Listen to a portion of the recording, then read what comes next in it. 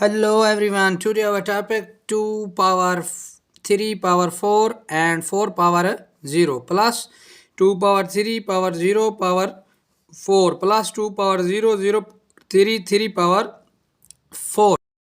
What would be the answer of this? So first of all we apply a power rule over this and this and this. So we can solve it 2 power 3 4 power 0 which is equal to 1. Everything that has power 0 is also means 1 plus 2 power 3 0 power 4. A 0 has power any number which is mean equal to 0. So now we can write it 2 power 0 and 3 power 4 will be equal to 81.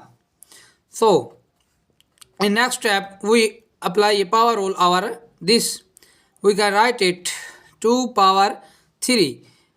3 power 1 it means 3 plus 2 3 power 0 which is equal to 1. Everything that has power 0 which is it means it is equal to 1. 2 and 0 power 81. If 0 power has any number its mean is 0. So 2 power 3 would be equal to 8. 2 power 1 is equal to 2 and 2 power 0 is equal to 1. So the answer would be 11.